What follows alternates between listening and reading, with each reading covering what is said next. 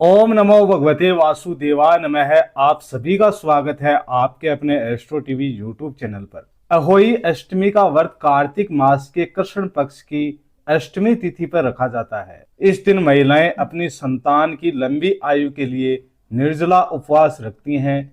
साथ ही बच्चों के अच्छे स्वास्थ्य की कामना करते हुए इस दिन अहोई माता की पूजा की जाती है। अहोई माता की कृपा से संतान को दीर्घायु और उज्जवल भविष्य का आशीर्वाद मिलता है।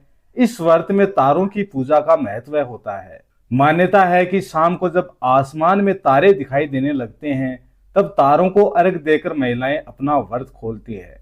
ऐसा करने पर अहोई माता प्रसन्न होती है और सभी मनोकामनाएं पूर्ण करती है। आइए जानते हैं अहोई अष्टमी की सरल पूजा विधि के बारे में। पूजा विधि शुरू करने से पहले आपके कुछ प्रश्न हैं जिनके बारे में पहले आप जान लीजिए। पहली बात तो जिन्होंने प्रश्न किया था कि जिनके संतानें नहीं हैं क्या वे इस व्रत को रख सकती हैं, तो जी हाँ, बिल्कुल कोई भी महिला जिसे संतान सुख प्राप्त नहीं हुआ है, कारण चाहे कुछ भी रहा हो, वो भी इस व्रत को रख सकती हैं। क्योंकि इस व्रत में अहोई की माला यानी लोकेट पहना जाता है।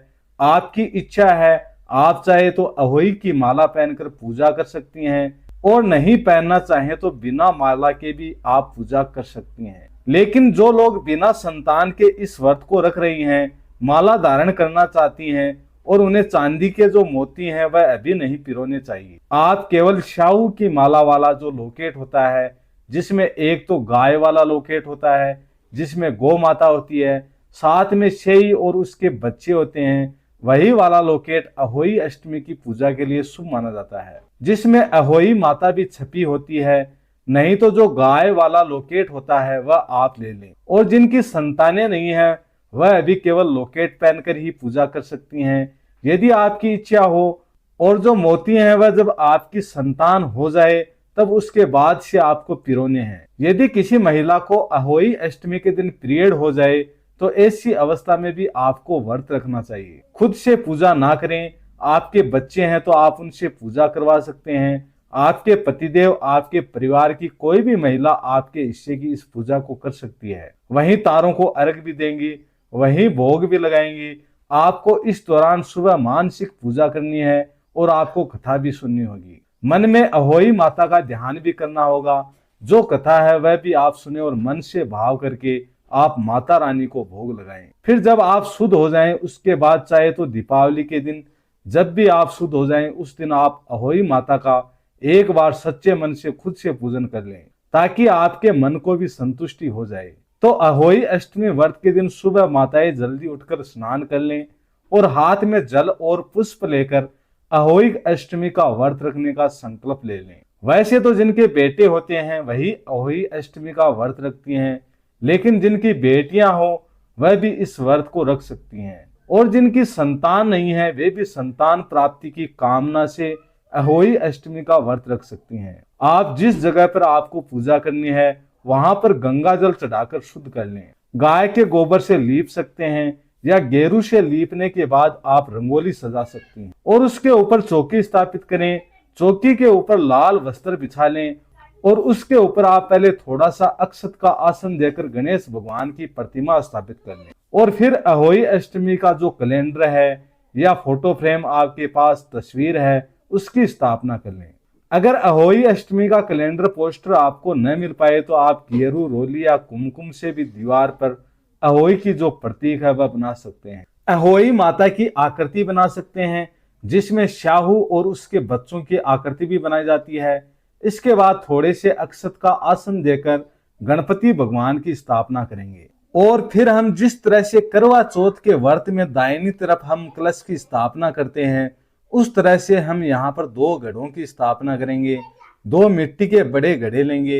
ध्यान रखिएगा 2 बड़े घड़े आपको चाहिए पूजा की चौकी पर रखने के लिए, और एक अलग से लोटे में आपको जल भरना है तारों को अर्घ देने के लिए। अब जिनके यहाँ पर बहुत ही सरल विधि से पूजा की जाती है, जिनके यहाँ पर कोई 2 घड़े नहीं रखे जाते, वो केवल एक लोटे में जल भरकर रखें। हाथ में अक्षत या गेहूं के दाने लेकर कथा पढ़े, सुने और उन दानों को जो जल का लोटा है उसमें डाल दें। उसके बाद शाम को तारे निकलते समय उन्हें अर्घ्य दें और अपना व्रत खोल सकते हैं। दूसरी विधि यह है जो बहुत लोग करते हैं, दो घड़ों की स्थापना की जाती है मिट्टी के, जिसमें कुछ लोग तो दोनों में ही अनाज भरते हैं, गेहूं, जौ, चना, बाजरा, जो कुछ भी आपको मिल जाए, या आप चावल भी भर सकते हैं। और दोनों में यदि आप नहीं भरते हो, किसी एक में भरते हो, तो एक घड़े में अनाज भरें और दूसरे में जल भरकर रखें। जो ये दो घड़े होते हैं इन्हें तुरंत नहीं हटाया जाता है, ना ही इनसे तारों का अर्घ दिया जाता है,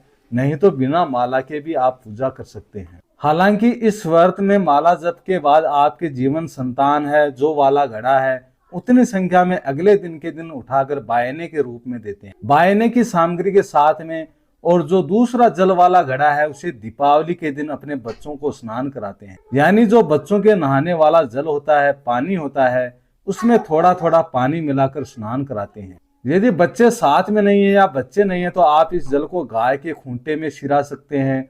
गाय का खूंटा भी ना हो तो आप अपने घर में तुलसी माता के पौधे को छोड़कर बाकी किसी भी पौधे में इस जल को विसर्जित कर सकते हैं। तो पूजा के लिए आपको तो मिट्टी के बड़े बड़े घड़े चाहिए और उन पर रखने के लिए मिट्टी के दो बड़े बड़े ढक्कन भी चाहिए। तो जैसा कि मैंने आपको बताया, दोनों घड़ों में आप चाहे तो केवल जल और दोनों में से एक में जल या दूसरे में अनाज भरकर रखें। दोनों के ऊपर मिट्टी का ढक्कन रख लें। अब नीचे थोड़ा सा गेहूं का या चावल का आसन देकर उन दोनों घड़ों की स्थापना आप वैसे ही करें जैसे आप कलश की स्थापना करते हैं। ध्यान रखें, घड़े थोड़े बड़े होते हैं, हिल डुल सकते हैं, तो ये हिले डुले ना, इसके लिए आपको अच्छे से गेहूं की ढेरी बना लें या ज्यादा से अक्षत रखकर तब उनके ऊपर दो घड़ों की स्थापना करें। क्योंकि इस व्रत में अहोई की माला भी पहनी जाती है। अहोई की माला का पूजन किया जाता है, जिसमें एक बीच में लोकेट होता है और दोनों किनारों पर एक एक मोती पिरोना होता है। जिसके जितने संतान हो या जितने बेटे हो उतनी संख्या में इसमें माला जो मोती होती है वो हर साल पिरोना होता है। कुछ लोग क्या करते हैं कि उनके घर में जब बच्चे का जन्म हुआ है तब केवल एक मोती डालकर फिर पूजा या व्रत शुरू कर देते हैं। फिर जब कुछ सालों के बाद उस बच्चे का विवाह होता है तब उसमें एक और नया मोती डालते हैं। वहीं कुछ लोग अहोई की माला में हर साल एक एक मोती पिरोते जाते हैं। तो जैसा भी आपका नियम हो या आपके परिवार में जिस किसी ने भी इस व्रत को पहले रखा हो उनसे पूछकर आप अपने नियमों का पालन जरूर करें। कोई भी नया नियम आप अपने आप से ना बनाएं। तो हमें अहोई की माला का पूजन भी जो दो घड़े की स्थापना की है उस पर रख कर करना होता है। उन घड़ों के ऊपर आप माला को ठीक से लगा दीजिए, लटका दीजिए। अहोई की माला का पूजन भी हम करेंगे। माला ना हो तो बिना माला के भी आप पूजन कर सकते हैं। अब हम सबसे पहले एक दीपक जलाकर रखेंगे और सभी सामग्री की सभी देवताओं पर जल छिड़क कर गंगा जल से जल छिड़क कर शुद्धि कर लेंगे। गणेश भगवान जी को स्नान का भाव करके गंगा जल के छींटे देंगे। रोली, कुमकुम, अक्षत का तिलक लगाएंगे, पुष्प अर्पित करेंगे और उन्हें जनेऊ या फिर वस्त्र रूपी कलावा अर्पित करेंगे। और फिर हम अहोई माता का तिलक करेंगे, उन्हें अक्षत, पुष्प आदि अर्पित करेंगे, श्रृंगार की सामग्री अर्पित करेंगे और उन्हें हल्दी का तिलक जरूर लगाएंगे। इस दिन हल्दी का तिलक बच्चों को भी लगाना चाहिए और स्वयं को भी। एक अलग से तांबे का या जो भी धातु का कलश आपके पास हो उसमें आप जल भरकर रखें और सभी का पूजन कर लें। दीपक को भी आप रोली, कुमकुम, अक्षत लगाएं और पुष्प अर्पित करें। और इसके बाद हाथ में गेहूं के दाने लेकर आपको अहोई अष्टमी की कथा का पाठ करना होता है। खुद पढ़ सके तो खुद पढ़ लें, नहीं तो मोबाइल आदि के माध्यम से सुन सकते हैं या आप अपने बच्चों के द्वारा भी इस कथा को सुन सकते हैं। कथा सुनने के बाद जो दाने आपके हाथ में हैं उसे आप जो अर्घ देने वाला लोटा है उसमें आप डालकर रख दीजिए। कथा समाप्ति के बाद कपूर जलाकर आप पहले गणेश भगवान का फिर अहोई माता की आरती उतारें और आरती उतारने के बाद दो घड़ों की भी आरती उतार लें। फिर बायने की जो सामग्री है, बायने की सामग्री को धूप दीप दिखाकर आरती उतार लें। सबसे अंत में आप भोग लगाएं। भोग में आपके यहाँ पर जो भी पकवान भोग में लगाए जाते हैं जैसे मीठी पूड़ी, पुए, गुलगुले आदि, या फिर मिठाई का या पूरी पकवान का भोग इस दिन आप लगाना चाहें तो आप लगा लें। कुछ जगह पर अहोई की पूजा सुबह के समय की जाती है तो बहुत सी जगह पर शाम के समय भी ये पूजा होती है। तब तारों का अर्घ देकर फिर व्रत खोल लिया जाता है। जो भी नॉर्मल बिना लहसुन प्याज का सात्विक भोजन है, पूरी पकवान, वो इस व्रत में आप ग्रहण कर सकते हैं। सुबह के समय यदि आप पूजा कर रही हैं तो जल का जो कलश है उसे लेकर आप छत पर जाएं और सूर्य देवता को जल का अर्घ दें। फिर दिन भर उपवास रखें और शाम के समय यदि आप ये पूजन कर रहे हैं तो शाम के समय तारों को अर्घ दें और जो अहोई की माला है वह भी आप पहन लें। और हल्दी का तिलक आप अपने और अपने बच्चों के माथे पर लगाएं। और जो बायने की सामग्री है जिसमें आप अपनी सामर्थ्य के अनुसार जो आप खुशी से दे सकें, जैसे आप वस्त्र श्रृंगार की सामग्री, फल, मिठाई, दक्षिणा, ये आप अपनी सासू माँ को या जिनको भी आप बायना देती आई हैं उनको आप बायने की सामग्री दे दें। उस समय देना संभव ना हो तो बाद में भी आप दे सकती हैं। अब अहोई माता को लगाया गया भोग परिवार में सभी लोगों को बांटें और गौ माता के लिए एक हिस्सा जरूर निकाल कर रखें। फिर प्रसाद रूप में स्वयं ग्रहण कर लें। और अहोई की माला को कुछ लोग दीपावली के दिन पहनते हैं और कुछ लोग अगले 24 घंटे के बाद उतार देते हैं। तो आप उसी श्रद्धा के साथ अहोई की माला को उतारें और माथे से लगाकर फिर वापस से सुरक्षित जगह पर रख सकते हैं। चौकी पर जो आपने 2 घड़ों की स्थापना की है, 2 घड़े रखे हैं, उन्हें कब हटाना होता है, ये भी एक महत्वपूर्ण प्रश्न है। कुछ लोग भाई दूज के दिन चौकी हटाते हैं, तभी इन 2 घर को हटाया जाता है। तो कुछ लोग दीपावली के दिन सुबह स्नान करते समय जिसमें आपने जिस घड़े में जल भरा है उस घड़े के जल को अपने बच्चों के नहाने के पानी में मिलाते हैं, स्वयं भी नहाते हैं।